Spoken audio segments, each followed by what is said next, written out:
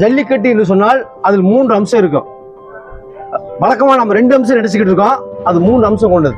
அந்த 2 அம்சம் என்னன்னு சொன்னா, மாடு பிடித்தல் நமக்கு அறிமுகமானது, மாடு விடுதல். இந்த 2ம் தான் பெருசா நம்ம பேசிக்கிட்டே இருக்கிறோம். ஆனால் இந்த நூல் இந்த 2 காரணிகளை தவிர்த்து 3வது ஒரு காரணி இருக்கிறது.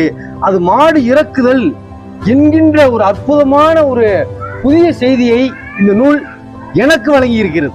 இந்த நாவலினுடைய தொடக்கத்துல பேசியிருக்கோம் ஒரு பகுதி, புலிசாரைன்ற அந்த தலைப்பை சொல்லிட்டு, நீ எதையெல்லாம் இலக்கத்துக்கு தயாரா இருக்கணும், மாடோட சம்மந்தப்பட்டவன் அப்படின்னம்னா அதுக்கு பதில் எல்லாத்தையும் இலக்கத்துக்கு தயாரா இருக்கணும்.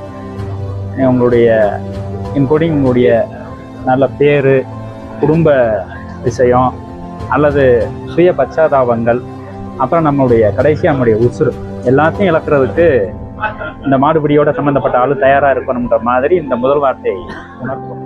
அந்த வனத்தையும் வனம் சார்ந்த மாடு பிடிக்கின்ற அந்த வாழ்க்கை முறையை நீங்க அதை பார்க்க முடியும். அடுத்து மாடு வாடிக்குள்ள விடுகின்ற அந்த மாட்டினுடைய அலங்காரம், மாடு தொகை எடுத்துக்கிட்டா அந்த தொகை எடுக்கிறது எப்படி, இப்படியான அந்த காட்சிகளை எல்லாம் ஒரு சின்ன நூல்ல ஒரு சின்ன சிறுகதையை போல சொன்னாலும் கூட அவ்வளவு அற்புதமாக ஒரு இனவரவியல் தன்மையில் சொல்லியிருக்கிறார். நான் ஒரு 300 மாடு பிடிச்சிருக்கேன்றத பெருமிதத்தோட சொல்லியிருப்பேன். அந்த 300 மாட்டை வளர்த்தவங்களுடைய நிலவரம் என்னவாக இருந்திருக்கும் அப்படின்ற இன்னொரு பக்கத்தை இது காட்டுது. இந்த நாவலுடைய தொடக்கத்துல அது பேச ஆரம்பிக்குது. இதுவரை பேசி வந்திருந்த விஷயங்களை கடந்து ஒரு புது பரப்பை அறிமுகப்படுத்த முடியுமா அப்படின்றத நான் யோசிக்கிறேன்னு இந்த படைப்பாளி பேசியிருப்பாங்க.